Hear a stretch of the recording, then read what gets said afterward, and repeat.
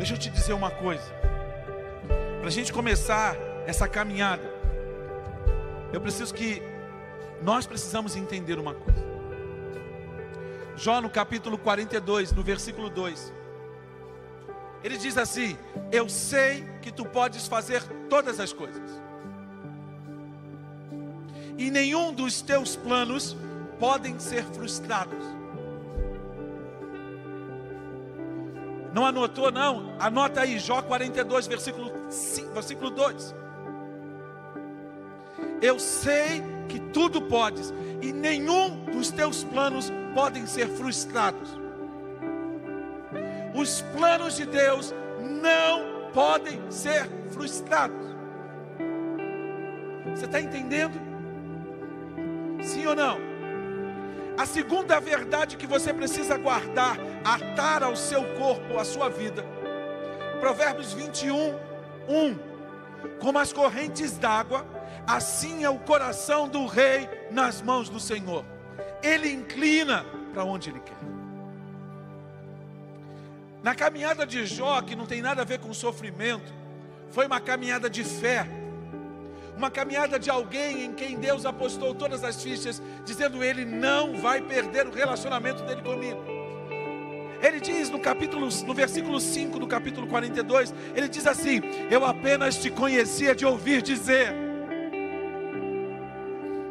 Nós temos conhecido a Deus de ouvir dizer, mas está chegando o momento, e a palavra dele é uma verdade, porque ele declarou isso no dia de Pentecostes, no dia da celebração, da entrega da aliança. Ele derramou do Espírito Santo, e Pedro toma a palavra e diz: hoje se cumpre a palavra de Joel, nos últimos dias derramarei do meu Espírito sobre toda a carne. Eu acho que vocês não estão conectados aqui comigo, não. Não é possível.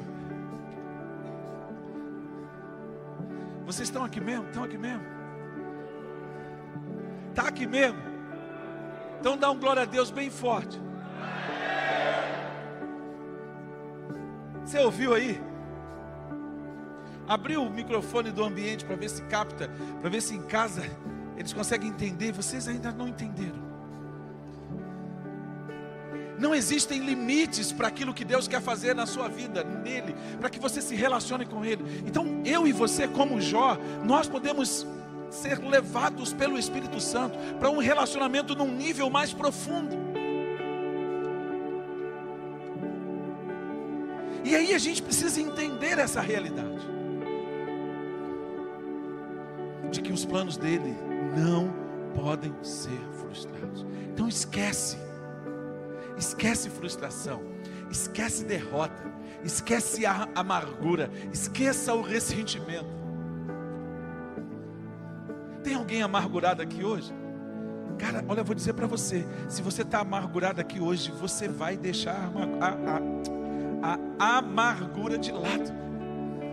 Se você está comigo aqui pela TV, deixa eu te fazer um pedido. Liga para alguém, conecta para que ele conecte no canal 27. Manda aí um zap com o link do YouTube. Convide as pessoas, porque hoje Deus vai mudar a sua vida com a palavra que Ele já declarou essa palavra, porque nós já tivemos um culto há 1 hora atrás. Nós estamos no 2º culto. E hoje a gente vai para o 3º. Mas o 3º é quando a gente chegar em casa. Manda o link aí. Pega o seu celular, você tem o YouTube aí, canal 27, vai lá no YouTube, manda o seu link para alguém que você conhece. O Espírito Santo vai colocar uma pessoa aí agora na sua mente, que você vai mandar o link, e a vida dela vai se conectar, e realmente nós vamos mudar muitas histórias, porque o Espírito Santo, Ele quer mudar a nossa história. Está entendendo ou não está entendendo? Estamos prontos? Então vamos lá. Por que eu pedi para você anotar? Porque eu vou fazer aqui uma introdução hoje. Não dá para pregar tudo que eu tenho para comunicar a você do Espírito Santo nesse encontro. Então a gente vai começar e vamos ver o que Deus vai fazer. Depois da morte de Davi, Salomão assume o reinado. Salomão expandiu de uma forma muito uma forma muito impactante, o domínio. Aquilo que Deus queria fazer, ele expandiu de uma forma tão...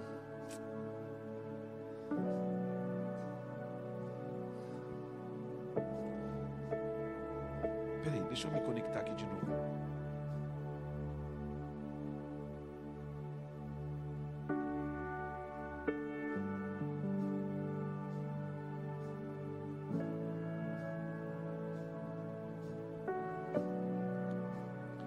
Depois do governo de Salomão, embora ele tenha expandido o reino, ele expandiu os muros de Jerusalém, ele expandiu os domínios da cidade. A cidadela de Davi, a Jerusalém de Davi, era uma Jerusalém menor do que aquela que Salomão deixou. Só que depois desse momento, o que aconteceu? O povo começou a entrar em declínio espiritual. O povo começou a decair no seu relacionamento com Deus.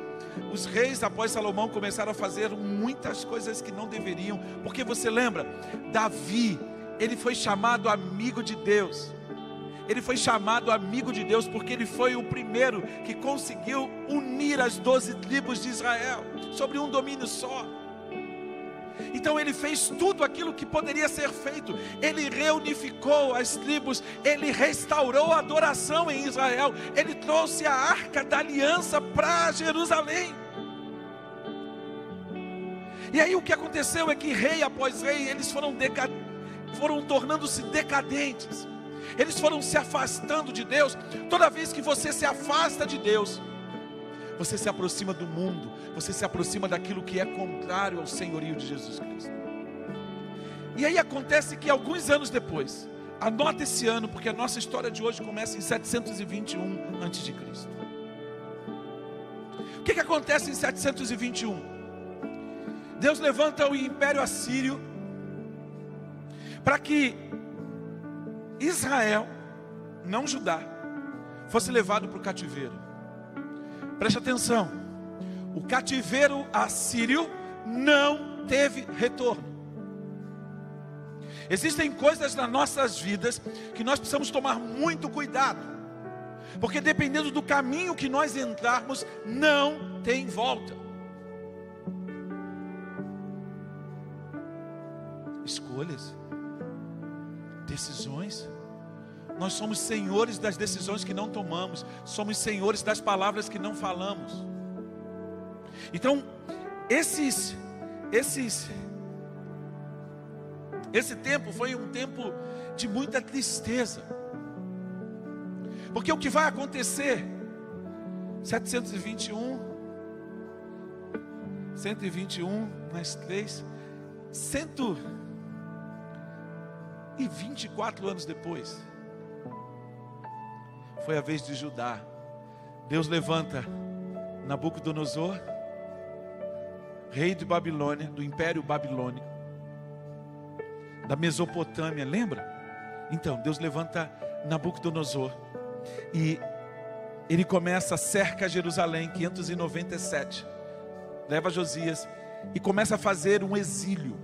E ele vai fazendo um exílio progressivo, é de 597 até 587, anota aí na sua Bíblia, 597, 587 são 10 anos, fala assim, 10 anos.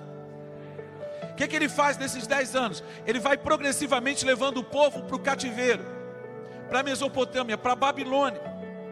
E aí vai Daniel, vai Sadraque, vai Misaque, vai Abdinego, toda essa turma vai junto. E é muito interessante, queridos, porque você olha o que está acontecendo. Você vê nesse período a profecia de Ezequiel. Você vê Isaías e Jeremias levantando num período pré-exílio. E falando e chamando o povo para esse arrependimento, para essa mudança de vida. Até que não tem jeito e vai todo mundo, literalmente, para o cativeiro. Só que nesses 10 anos ele destrói o templo. Fala assim, Nabucodonosor destruiu a adoração em Israel. ele levou os utensílios da casa de Deus para a Mesopotâmia. Só que isso vai durar algum tempo. Fala assim, algum tempo. E é exatamente o que acontece em 539. Olha, eu estou sendo bem didático, porque para você entender o que eu estou falando, eu preciso ser didático. Talvez você hoje pensava que você ia ter uma resposta fácil. Preste atenção, não existem respostas fáceis para a nossa vida. Então você precisa fixar a sua mente para você poder entender onde o Espírito Santo vai nos conduzir. 539, Deus levanta o Império Persa. Deus levanta o Império Persa para destruir o Império Babilônico. E aí o que acontece? Tem Bíblia aí, filho? Hein? Tem Bíblia aí, amém ou misericórdia? Então abre, por favor, a sua Bíblia em Esdras no capítulo 1.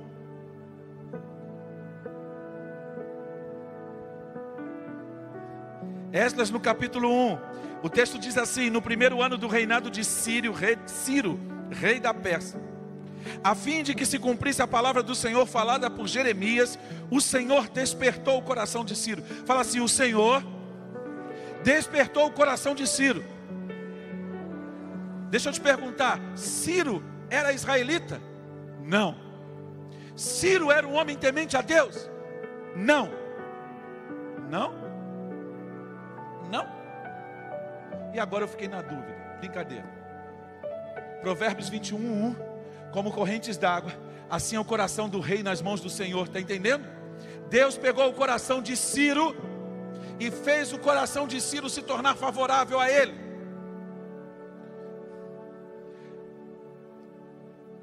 O Senhor despertou o coração de Ciro, rei da Pérsia, para redigir uma proclamação e divulgá-la em todo o seu reino nestes termos. Assim diz Ciro, rei da Pérsia: o Senhor, o Deus dos céus, deu-me todos os reinos da terra e designou-me para construir um templo para ele em Jerusalém de Judá. Acho que vocês não entenderam. Você não entendeu, não? Deus é o Senhor de toda a terra.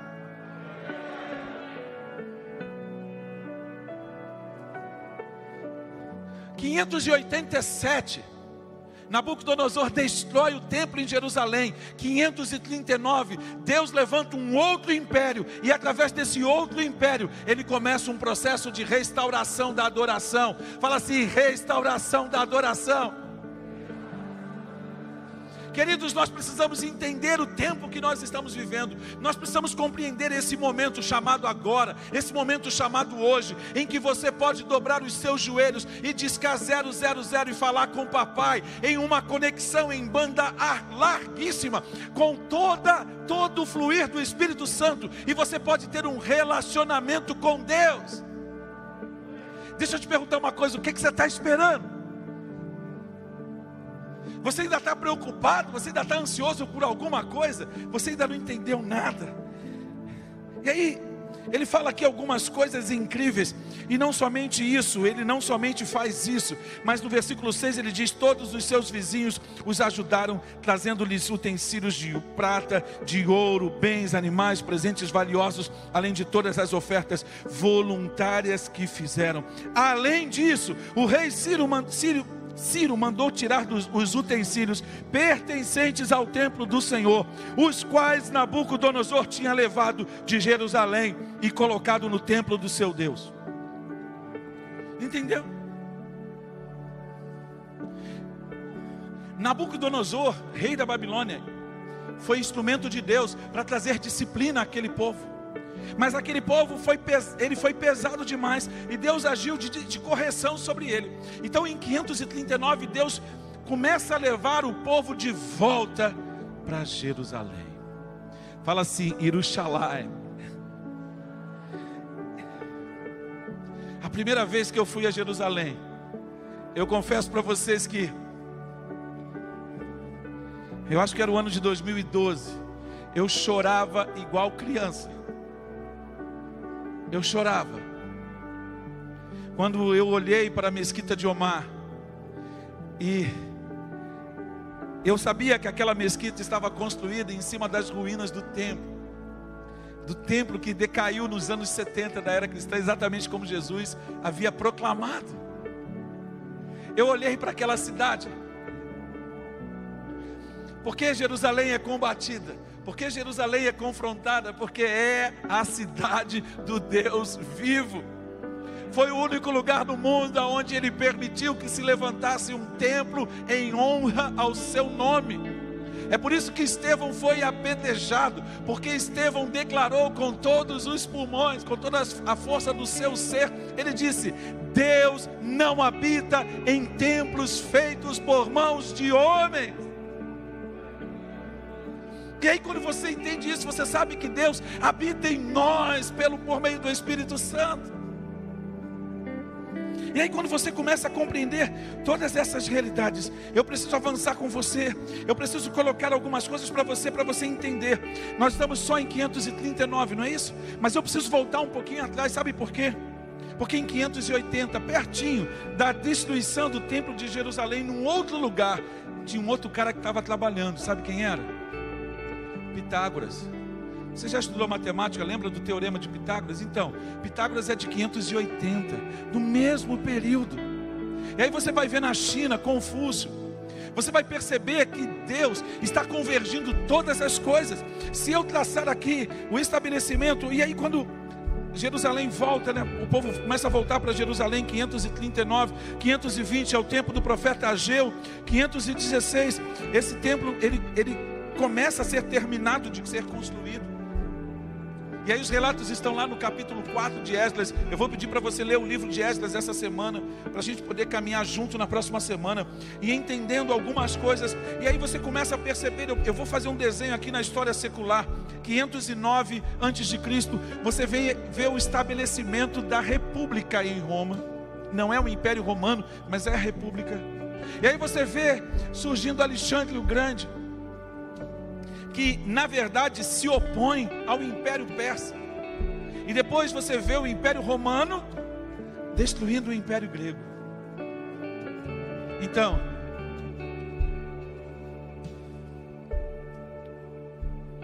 o Império Assírio conquistado pelo Império Babilônico, o Império Persa conquista o Império Babilônico, os gregos conquistam os gregos conquistam os persas, os romanos conquistam os gregos.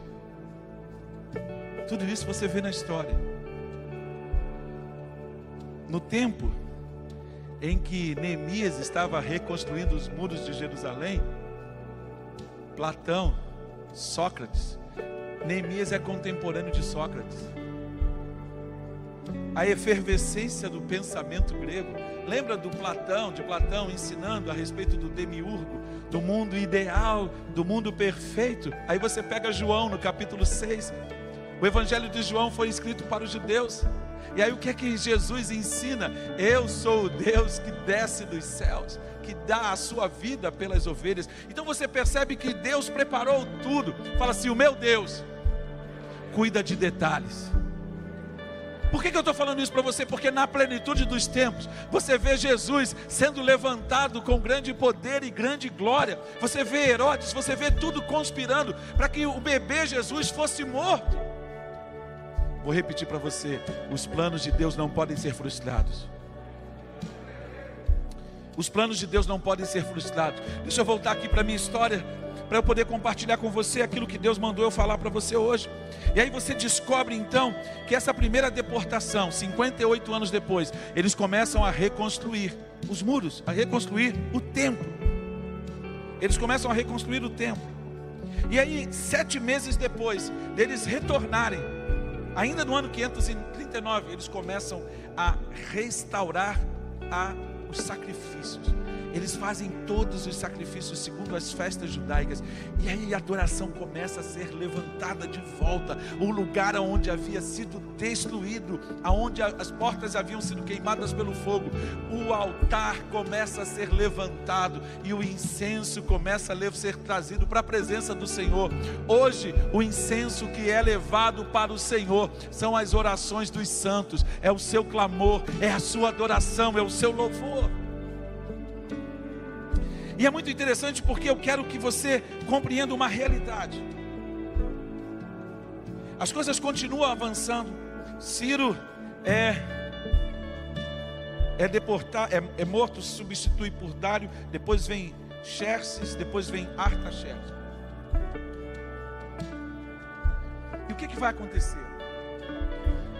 No capítulo 4 de Esdras,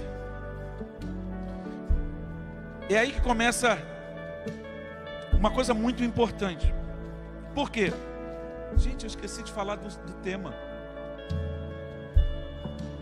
Eu esqueci de falar do tema. Eu estou muito pilhado, né? A minha mente está rodando aqui. Nossa, meu Deus. Deus colocou um tema no meu coração. Síndrome de avestruz. Por quê? Porque o avestruz, conta-se essa história, mas não é real. Diz que quando ele fica com medo, ele coloca a cabeça no buraco. Mas isso não é real, isso não é verdadeiro. Não é assim que acontece. Ele desenvolve outros mecanismos quando ele tem medo. E ele tenta se camuflar, e ele é muito grande. E é muito interessante porque... Por que eu estou falando isso?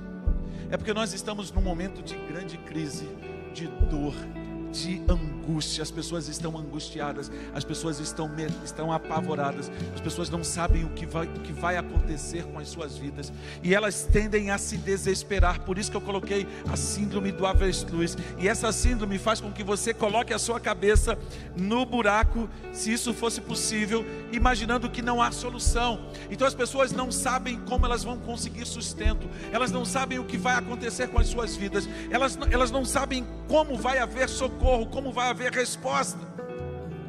E por causa disso elas têm medo.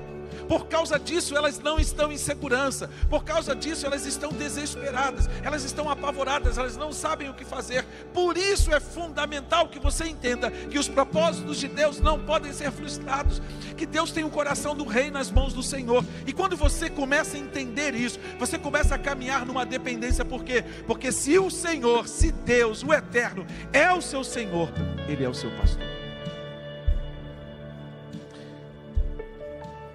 E aí você sabe que Ele, sendo seu pastor, Ele diz, Ele guia você pelo vale da sombra da morte.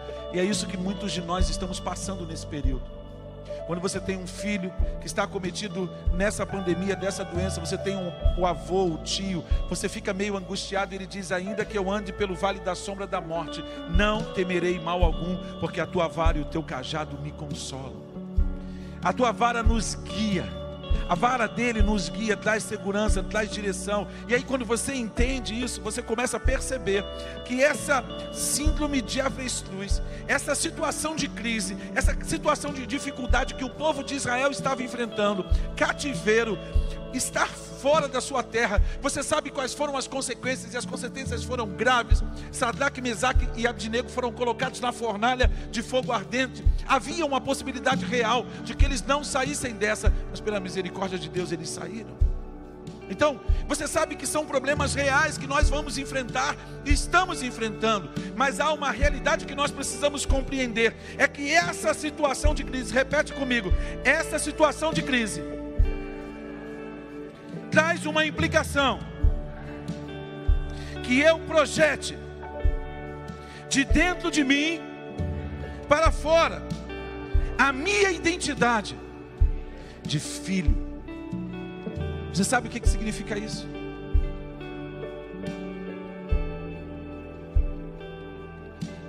Desde Salomão, o povo começou a se afastar de Deus, rei após rei, tempo após tempo. E Deus precisava trazer o povo de volta. Deus precisava trazer o povo de volta. Então quando Deus usa Ciro para começar a reconstrução do templo, é lógico que sempre que isso acontecer, vai haver oposição. Capítulo 4 de Esdras diz assim: quando os inimigos de Judá e de Benjamim souberam que os exilados estavam reconstruindo o templo do Senhor, o Deus de Israel, foram falar com Zorobabel e com os chefes das famílias: vamos ajudá-los nessa obra, porque como vocês, nós buscamos a Deus, ao Deus de vocês, e temos sacrificado a Ele desde a época de Esa-Adom, rei da Síria, que nos trouxe para cá. Contudo, Zorobabel, Jesua e os demais chefes das famílias de Israel responderam: não compete a vocês a reconstrução do templo do nosso Deus, somente nós construiremos para o Senhor, o Deus de Israel, conforme Ciro, o rei da Pérsia, nos ordenou. Então a gente da região começou a desanimar o povo de Judá e a atemorizá-los para que não continuassem a construção. Pegaram alguns funcionários para que se opusessem ao povo e frustrassem o seu plano, e fizeram isso durante todo o reinado de Ciro, até o reinado de Dario, reis da Pérsia. Então se levantou uma oposição muito grande entre os habitantes de Samaria. Se você ler 2 Reis no capítulo 17, anota aí 2 Reis no capítulo 17, você vai entender a palavra do homem de Deus dizendo que eles realmente não serviam ao Senhor e não poderiam estar aliançados com Ele. Então, quando falamos de identidade, você precisa responder uma pergunta: com quem você está estabelecendo aliança? Com quem você está estabelecendo aliança para caminhar na obra do Senhor? Quem são os seus parceiros? Quem são aqueles com quem você tem andado aliançado? Porque o texto fala muito claro: vocês não podem se envolver conosco nessa obra, vocês não podem estar juntos de nós nessa obra. Então, queridos, é muito importante nós entendermos essa realidade. Porque essa situação, ela simplesmente não foi uma desavençazinha, não. Eles mandaram cartas, eles mandaram informações para o rei, e o rei não conhecia esse povo, e eles mandaram pesquisar. Olha a respeito desse povo e vê como eles são rebeldes. Eles usaram a própria história, você vê, eles usaram a própria história do povo, do passado, para paralisar o povo no presente. São os acusadores, são os servos de Satanás desse tempo.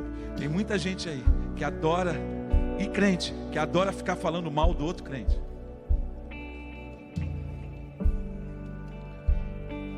Essa semana eu estive numa conferência profética, e uma das coisas que eu aprendi que foi contundente: nenhum profeta é levantado por Deus para ficar expondo a vergonha dos outros.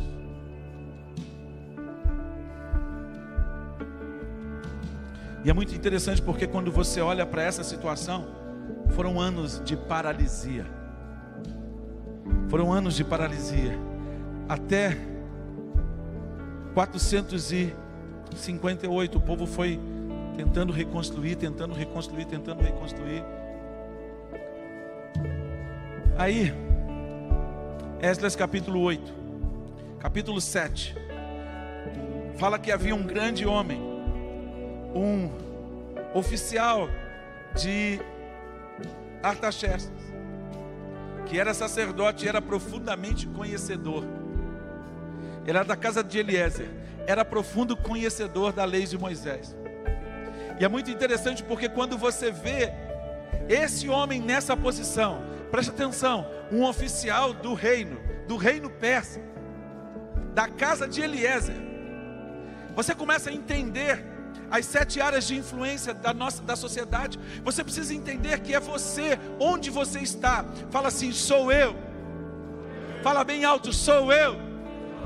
No lugar onde eu estou, que Deus irá me usar. Então você começa a entender que todos nós somos instrumentos dele. Porque Esdras não era simplesmente sacerdote, não. Ele era um oficial, ele era um burocrata, ele era alguém que estava na corte de Artaxerxes. Por isso que ele foi identificado por ele. E não somente identificado, mas novamente. É muito interessante o favor de Deus pelo seu povo. Se você pegar em Esdras no capítulo 7 e no capítulo 8, você vai perceber que o rei deu cartas. E Esdras ficou envergonhado de tanto favor do rei que ele não pediu escolta. Porque eles saíram de lá com muitos recursos. Fala assim, muitos recursos. 2 toneladas de ouro. Você sabe o que é isso? Dá R$300 o grama. Faz uma conta rápida aí se você conseguir. R$300 o grama do ouro. 1 quilo. São 1000 gramas, né? 1000 vezes 300 dá quanto? Ficou ruim. Não dá. Faz a conta aí na calculadora, vai rápido.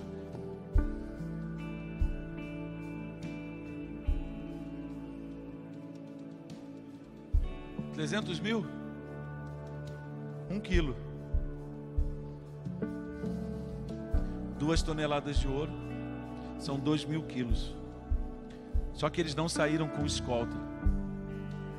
Mas sabe o que Esdras disse?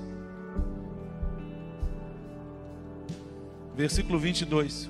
Tive vergonha de pedir soldados e cavaleiros ao rei para nos protegerem dos inimigos na estrada, pois lhe tínhamos dito, a mão bondosa de nosso Deus está sobre todos os que o buscam, mas o seu poder e a sua ira são contra todos os que o abandonam.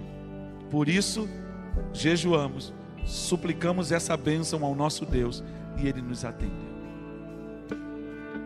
Aí aqui ele fala de tudo que aconteceu, e é legal, é fantástico, porque quando você olha para esse capítulo 8, e quando você olha para esse mover de Deus, fazendo transferência de recursos. Por quê? Porque restaurar a adoração em Israel era fundamental para o estabelecimento da identidade da nação. Então Deus tem preocupações com a nossa identidade, porque a nossa identidade é que nos move, é aquilo que nós somos que nos impulsiona. Se você tem medo, você não se move. Eu tenho aprendido que eu preciso sair do ciclo, do ambiente, da minha conformidade, esse lugar de conforto. Mas sempre que eu sou tirado do lugar de conforto, eu sou levado ao apavoramento, e o apavoramento me põe num ciclo de medo. Então eu preciso romper com o medo, para que eu possa chegar no lugar da conquista. É a tua identidade, é a tua força, é a tua identidade que vai te impulsionar, é a tua identidade como filho que vai te carregar, é a tua identidade como filho que vai gerar um relacionamento com Deus, que vai te dar uma visão de Deus, que vai fazer você caminhar dentro daquilo que Deus tem estabelecido para a sua vida.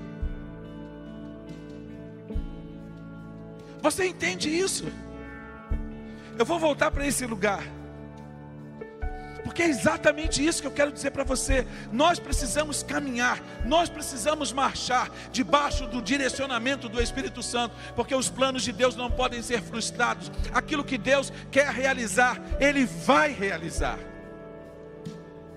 porque Ele tem um caminho. Tudo começou nele. Lembra de Romanos no capítulo 11? Lá no finalzinho, por meio dele, para ele e por ele são todas as coisas. A história começou nele. Ah, você não é criacionista não? Fica tranquilo, você vai assistir isso de camarote, porque a palavra de Deus diz que todo joelho se dobrará e toda língua confessará que Yeshua HaMashiach é o Senhor, para a glória de Yahvé.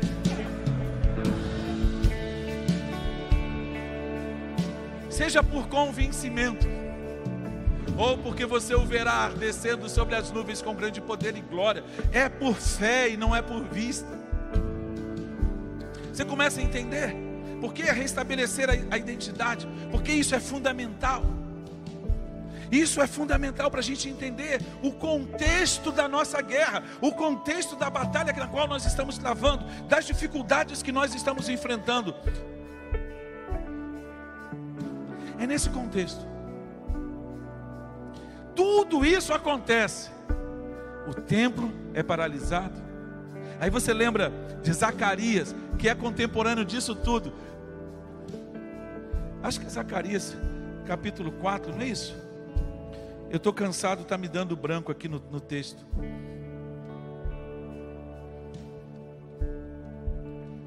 Isso? Deixa eu ver se é isso mesmo. Ih, agora me deu branco aqui, gente.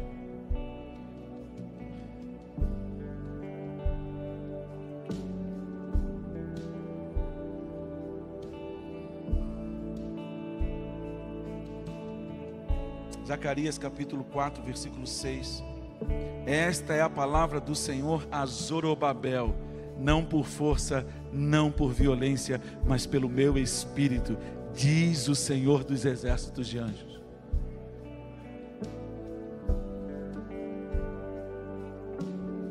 É nesse contexto, tudo isso aqui que eu estou falando para você é uma introdução. Fica tranquilo. Então, de repente,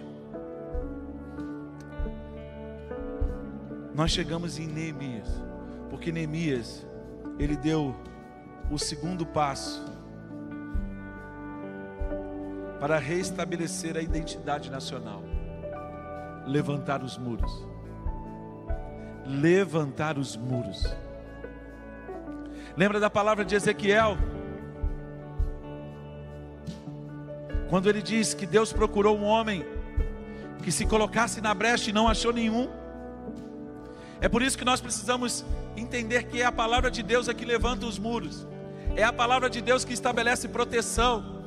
É a palavra de Deus que nos dá esteio, nos dá um terreno seguro para a gente poder caminhar. É a palavra de Deus que nos dá estabilidade. Então, se você não conhece Deus por meio da sua palavra, você vai andar como? Você vai andar por onde? Você vai andar batendo cabeça? É aí que nós precisamos entender, queridos. Porque eu falei como as correntes d'água, assim é o coração do reino nas mãos do Senhor. É porque essa síndrome de avestruz, ela nos impulsiona a uma vida de oração, súplicas e intercessões. Você vê o apóstolo Pedro dizendo: orai sem cessar. Para a gente orar sem cessar. Para a gente realmente nós nos movermos pela oração. Ele diz que nós deveríamos levar as nossas ansiedades, todas as nossas ansiedades, para Ele. Jesus ensinou para a gente de uma forma tão clara: não fiqueis ansiosos por coisa alguma. São os pagãos que se preocupam com essas coisas. Neemias nos diz assim, abra sua Bíblia aí, Neemias no capítulo 1.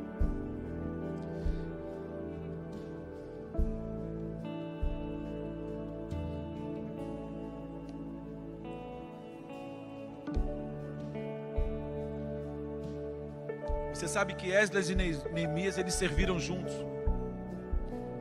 No capítulo 8, Esdras traz a palavra de volta. E o povo fica de pé, chorando, lendo a palavra, ouvindo a palavra. No ano de Quisleu, estando eu na capital de Suzã, vieram Hanani, um dos meus irmãos, e alguns homens de Judá, e perguntei a eles sobre os judeus sobreviventes, que escaparam e sobreviveram ao cativeiro, e sobre Jerusalém. Eles me disseram: os remanescentes da província que sobreviveram ao cativeiro estão em grande angústia e opróbrio. O muro de Jerusalém está derrubado, os seus portões fortificados foram queimados, destruídos pelo fogo.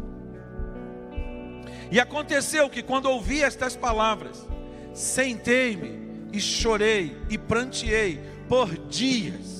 E estava jejuando e orando constantemente diante do Deus do céu. E disse: por favor, ó Senhor Deus do céu, o grande e terrível Deus, que guarda o pacto e a benignidade para com aqueles que o amam e guardam os seus mandamentos. Ele orou. Deixa eu te perguntar uma coisa. Você sabe por quanto tempo Neemias orou? Se você estava no outro culto, não responde.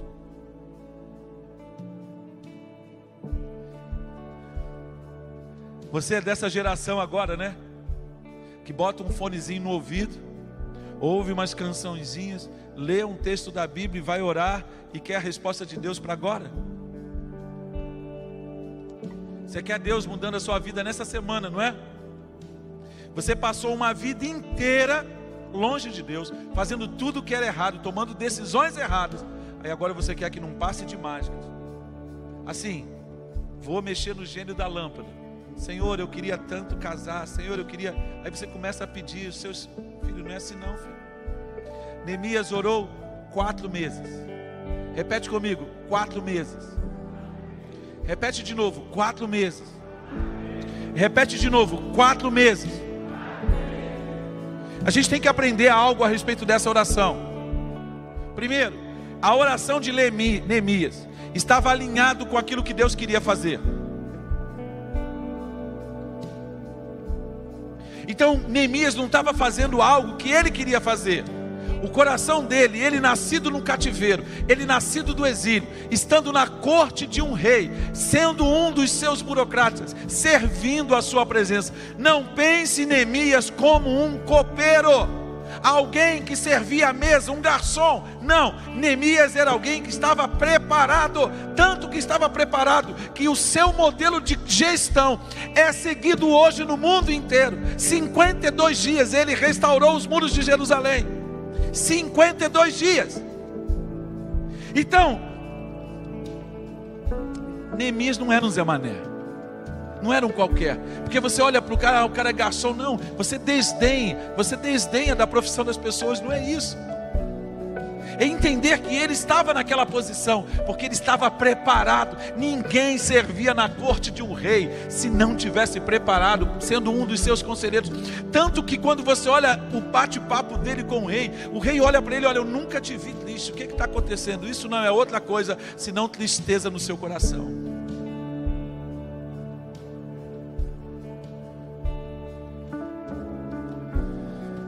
Segunda coisa que você precisa entender a respeito dessa oração.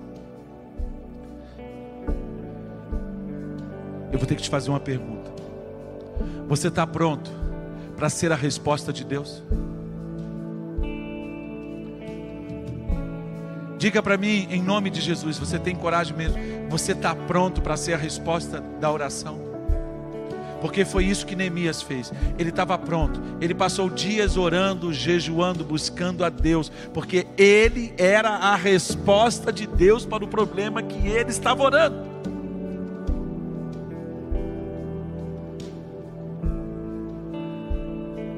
Quando você olha para isso, você percebe como a identidade é fundamental. Por isso nós precisamos entender o nosso papel nesse tempo. Deixa eu te perguntar, você já procurou a Tatiana e já colocou o teu nome na torre, na sentinela de oração? Você já escolheu um horário? Você está alinhado? Você está realmente numa posição de se colocar na brecha, de realmente ser achado no muro e realmente não dar descanso diante de Deus, até que Angra dos Reis seja estabelecido como um louvor a Ele? Você sabe o que a gente está pedindo para Deus? Nós estamos pedindo para que esta cidade seja um objeto de glorificação de Deus. Então significa que nós vamos orar para que muitas coisas nessa cidade mudem. Você entende isso? Isso vai exigir de nós muita determinação, foco. Deixa eu te mostrar uma coisa, porque eu acho que você não percebeu. Você está olhando para a situação que nós estamos vivendo hoje, por todas as crises, em todas as esferas, tudo que está sendo feito, tudo que os nossos governantes estão operando. Então deixa eu te mostrar uma coisa. Deus levantou os assírios como instrumento de justiça contra as tribos do norte que não retornaram do cativeiro. Deus levantou os babilônicos para estabelecerem julgamento sobre Judá. Deus estabeleceu os persas para exercerem julgamentos sobre os babilônios. Deus levantou os gregos para subpujarem os persas. Deus levantou os romanos para sobrepujarem os gregos. Agora eu pergunto, onde estão os assírios? Onde estão os persas? Onde estão os gregos? Onde estão os romanos? Qual é o império que você conhece? Eu estou falando de 700 anos de história antes de Cristo. Eu estou mostrando para você um desenho. Eu estou mostrando para você uma realidade. Onde está o império grego? Onde está o império babilônio? Onde estão os Césares? Onde estão os czares da Rússia? Onde está Lenin? Onde estão todos eles? Todos eles passaram e não vão permanecer. Por quê? Porque Isaías no capítulo 40 ele diz: seca-se a erva, murcha-se a flor, soprando sobre elas o hálito do Senhor, mas a minha palavra permanece para sempre. Nada vencerá Yahvé, o Deus Todo-Poderoso. Por isso, não temas. Não temas. Não tenha medo de volta desse encarcerado que agora está solto. Não fique com medo. Todos esses homens nas posições que estão usurpando do poder e da autoridade que não lhes pertence, porque toda a autoridade é de Yahvé, o Deus Todo-Poderoso. Não quer dizer que nós não teremos embates, não quer dizer que nós não teremos lutas, não quer dizer que nós não teremos dissabores. Eu só estou dizendo para você, é que se nós mantivermos a nossa identidade como discípulos, a nossa identidade como filhos, a nossa identidade, nós vamos perseverar em oração, nós vamos jejuar, nós vamos guerrear. Não pensem em vocês que tudo está acontecendo ao seu bel prazer. Você não pense que esses homens que sentam naquela casa lá que é do povo e eles fazem o que bem querem, eles não estão sobre os olhos de Yahvé, o Deus que tudo vê e que no momento certo vai trazê-los a juízo diante do Senhor, porque nada do que eles estão fazendo vai passar em branco. Nada do que eles estão fazendo vai passar em branco. O que eu quero que você entenda é esse contexto. Sim, nós temos muitos homens de Deus falhos, nós temos profetas que se vendem, que se deixam subjugar, mas a palavra do nosso Deus, ela diz que ela permanece para sempre. E a palavra de Deus diz em João no capítulo 1, no princípio era o verbo estava com Deus e o verbo era Deus. E o verbo se fez carne e habitou entre nós, e vimos a sua glória como a glória do unigênito do Pai. O que eu estou dizendo para você é que Jesus é a palavra. Ele vive e reina para todo o sempre. Será que você começa a entender? Ou você ainda não entendeu? Então eu vou desenhar para você de novo. Jesus Cristo veio em forma de homem,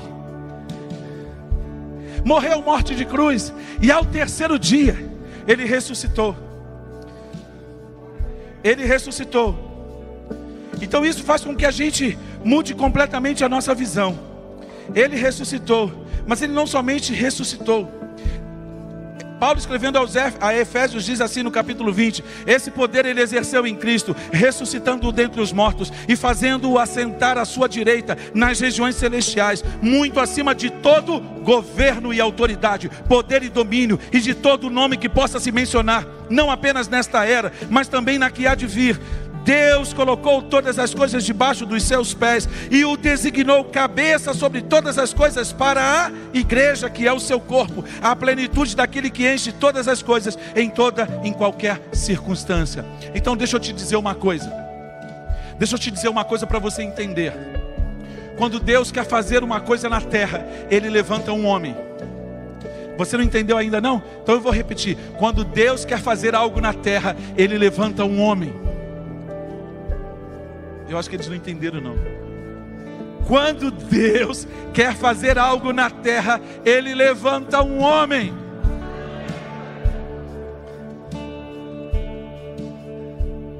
Quando o homem se move na terra em nome de Deus, ele depende de Deus. Então não é pela força do nosso braço, não é pela força da minha inteligência, da nossa inteligência, não é pela minha capacidade intelectual. Ele disse, Zacarias disse a Zorobabel, not by power. Ele disse claramente, não é por força, não é por violência, é pelo meu Espírito. Querido, você sabia que nós estamos na dispensação do Espírito Santo?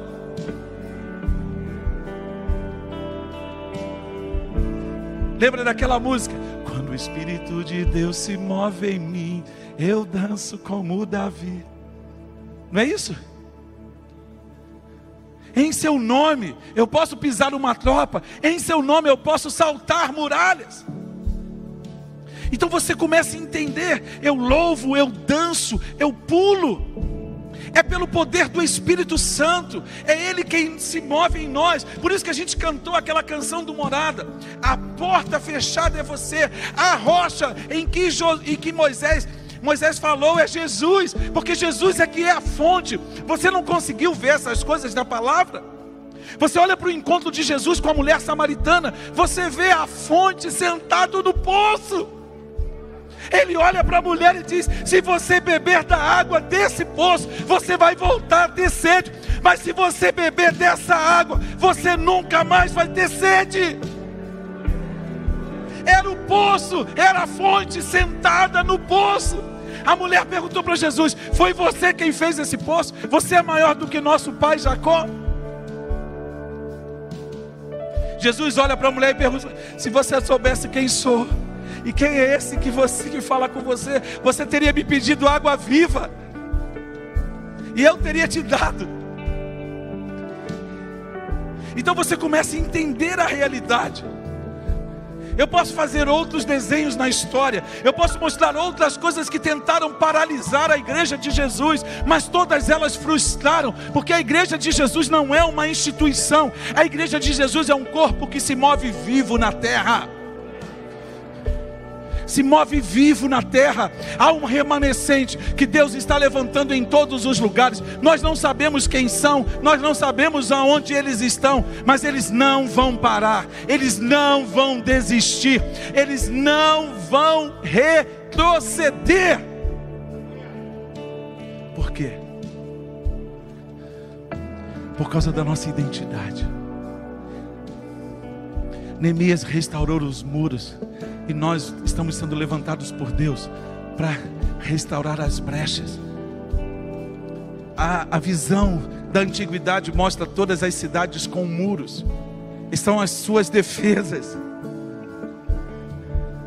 Nós precisamos levantar os muros, e os muros nos dias de hoje é intercessão, é jejum e oração, e denunciar todas essas obras das trevas, porque tudo isso que nós estamos vendo são obras infrutíferas das trevas. Denunciá-las diante de Deus, começar dizendo: assim diz o Senhor. Então quando você começa a entender isso, você começa a perceber o desafio que nós estamos vivendo, e o que está em jogo. Eu não estou preocupado com nada. Sabe por quê? Porque a palavra do Senhor diz que nós não temos que temer a homem algum, porque nenhum homem, o homem só pode matar o corpo uma vez. Mas nós temos que temer aquele que tem o poder de, depois de ter o corpo morto, fazer com que a alma pereça na eternidade. Então temer ao Senhor implica em segui-lo em absoluta obediência. E aí, como Lutero declarou em termos de fé, ele declarou isso lá atrás, quando ele publicou as suas 95 teses na capela de Wittenberg, na Alemanha. Ele disse: em termos de fé, eu cedo nulli, ou seja, eu não cedo 1 milímetro. Deixa eu te perguntar: existem desses homens e dessas mulheres entre nós nessa noite? Eu acho que vocês não entenderam não. Eu acho que tem pouca gente aqui assim. Existem desses homens e dessas mulheres aqui nessa noite? O que a gente tem que fazer? Nós só temos que mergulhar na presença de Deus. Por quê? Porque Ele declarou: se nós buscarmos o reino dEle e a sua justiça, Ele disse que todas as outras coisas vão ser acrescentadas. Se eu te contar algumas coisas que eu tenho visto acontecer nesses dias, você ia ficar surpreso, mas tem coisas que eu não posso contar porque elas ainda não se consumaram. Quando elas se consumarem, eu vou abrir a minha boca e vou falar para você. Eu vou ser o primeiro, você sabe que eu falo mesmo, mas eu não posso contar aquilo que Deus ainda não consumou, aquilo que Deus ainda não terminou, naquilo que está ainda no processo. Então esse é o nosso desafio, essa é a nossa decisão. Olhe para a história, 721, Aí você percebe tudo o que vai acontecer em toda a história. Você pode ler lá sobre Alexandre o Grande, você pode ler sobre os imperadores da Pérsia, você pode ler sobre todos os Césares, você pode ler o que Nero fez, o que cada um fez, Vespasiano, você pode ler tudo isso, mas você precisa entender o pano de fundo de tudo isso. Você precisa entender como Deus está agindo nesses meandros dessa linha. Por isso que estudar isso é fundamental. Abre os seus olhos, faz você compreender que Deus está no controle. Vocês podem repetir comigo, fala assim: Yahvé, o Deus Todo-Poderoso, o El Shaddai, aquele que vai à frente das nossas guerras, Ele tem todas as coisas no controle. Então grite bem alto: eu não vou temer.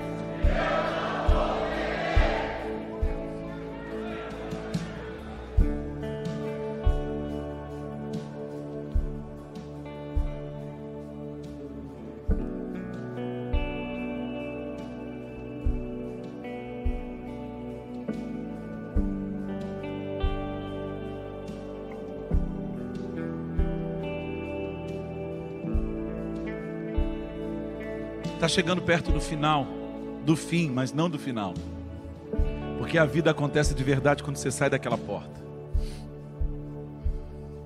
Como é que você vai sair daqui? Eu falei para você que hoje é dia de mudança. Cara, olha só, ou você confia em Deus 100% ou você não confia. Eu estou cansado de crente meia boca, porque eu também estou cansado de ser um pastor meia boca. Estou cansado desse negócio. A gente tem que entender qual é o nosso chamado. E a gente não pode negociar, não tem como negociar a vocação. Não tem como negociar. Não tem como negociar. Sabe por que a gente não pode se vender? Porque a gente já foi comprado. A gente já foi comprado, cara. É fácil? Não, não é fácil. Mas aí você começa a entender. Então, qual é o posicionamento que você vai tomar aqui? Você ouviu tudo isso? Você ouviu tudo isso? E aí o que você vai fazer? Aí você começa a entender o que acontece. Por que o negócio está tudo invertido? Porque falta paternidade. Falta os pais se posicionarem como pais, não como amiguinhos dos filhos. Eu sei que a gente está vivendo um tempo diferente. A gente tem que entender a lógica.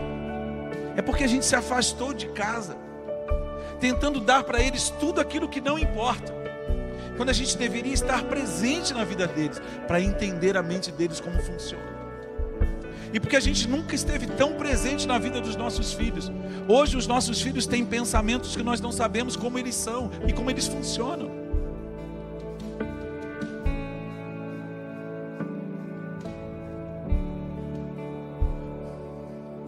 Como nós vamos terminar essa noite?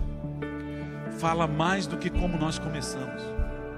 Você vai sair por aquela porta daqui a alguns minutos para voltar para tudo que você sempre voltou, ou você realmente está entendendo, ou você realmente compreendeu que há uma identidade de filho estabelecida na sua vida, e que existem coisas que você precisa romper, mas é uma atitude. Você tem que dizer: eu vou dar um basta em algumas áreas da minha vida, e eu vou começar a me mover com ousadia, com intrepidez, sem ter medo.